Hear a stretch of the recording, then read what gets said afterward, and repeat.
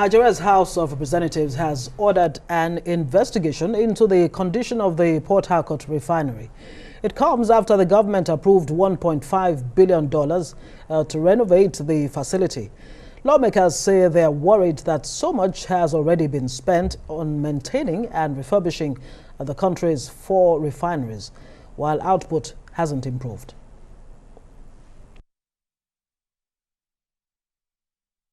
Well, the amount of money allocated to refurbish the refinery hasn't just caused controversy in Parliament. There's been debate across Nigeria. For more on this, let's bring in Atedo Peterside, the chairman of the ANAP Foundation. Good evening, sir, and welcome to Newsnight. So first, let's ask, while you suggest that the refineries should be privatized, Trade Union Congress and some of the groups strongly support government spend on the Port Harcourt refinery, saying it will help ensure jobs. What's your thought?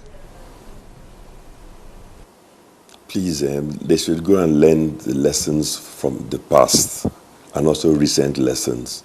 We began making this type of mistake in the early 1980s. Fundamentally, with the coronavirus and what it has put Nigeria through, one would have thought that Nigeria will now get serious.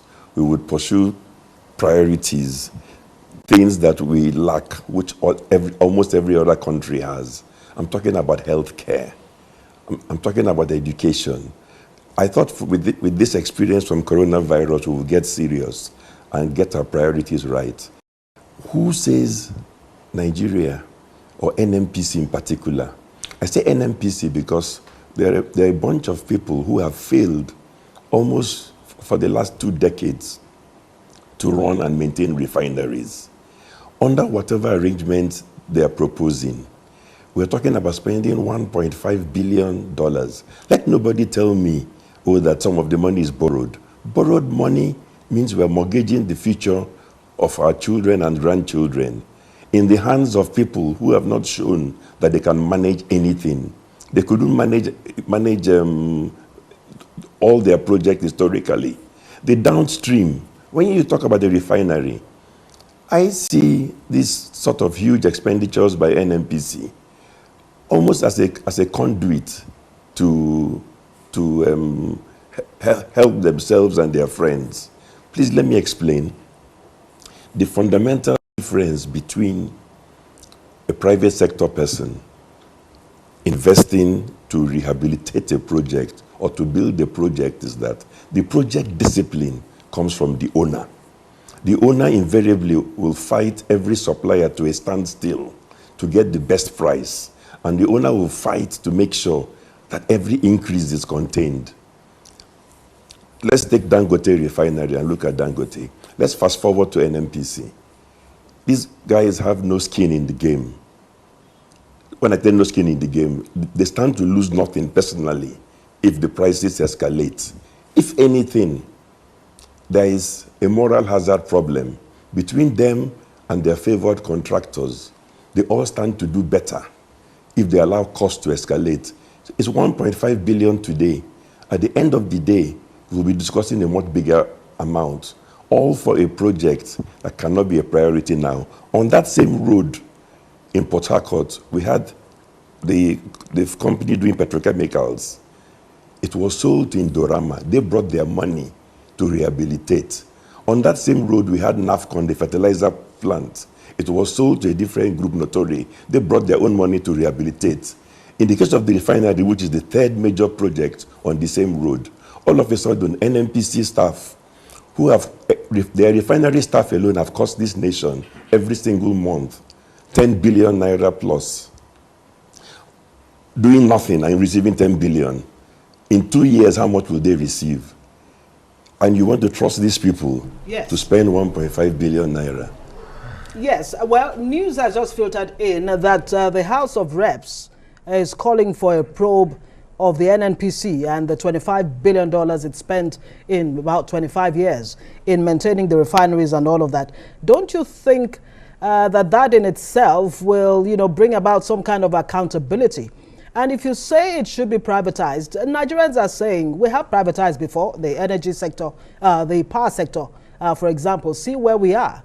Why do you think privatization is the silver bullet to solve, petroleum, gas and petroleum challenges? You know, on that same road near the refinery, you have the plant, I say, petrochemical plant. It was privatized. It's a success story. These are potentially private sector projects. They are not dependent, they're dependent on the market and market forces if the market is deregulated. That is different from the power sector when government controls tariffs, refuses to modify tariffs on time, and effectively sabotages the whole progress of the sector through a variety of ways, including their own involvement in gas, their own involvement in transmission. So let's put that one aside. What I'm talking about now is about a refinery. Nigeria will have, by the grace of God, Dangote Refinery. These people have been doing nothing all these years. As soon as Dangote Refinery is about to get ready, they see that also, courtesy of their group MD, they finally publish their figures and tell us how much they collect every year in the name of being staff of a refinery. These are privileged people that should be sent home. They're a cost to the nation and a burden to the nation. And then we should take that same project, put it up for the private sector. This project is not like an infrastructure project like power, where the government has a regulator that can mess things up. This should ordinarily be, which is why Dangote is doing it, a project that in a market that's deregulated, people can come in and do their business. So please, let's be careful, because I think this is more a case of some people have realized that they cost the nation too much. The information as to how much they cost the nation every month has come out. So they've rushed out with these hodgepodge arrangements, and also to get a huge pot of money with no control, no discipline. You see, this country is funny. There's some loopholes. If somebody wants to spend money from the budget, there's a huge debate. He has to come and justify it, allocation, appropriation. If you somehow package it and say it's a loan, with sovereign guarantees, of course, then you have a field day, almost. We have to stop that. I know if House of Rep wants to investigate, they should investigate. But all of us Nigerians have to get up and say enough is enough. We can't allow these people to destroy Nigeria for us as they've done. The options before the federal government in giving this contract to the Italian company, I forget the name, Techni something. One of the conditions was that it would be eventually privatized. What are the options you're putting forward for the federal government? I think we have to draw a line in the sand. First of all, many of us didn't hear about this whole project. We cannot commit Nigeria to 1.5 billion that can escalate in a clandestine manner. The only time we heard about it was after they've approved everything. I think the government should now sit down, call people and listen to everybody. It's not true that you have to continue with a bad mistake. It's not true at all. And please, let the union support NNPC, or let various other groups support them. NNPC has the way of trying to infiltrate every pressure group that tries to expose them. Let them render account to the nation how much they spend every month on their refinery staff.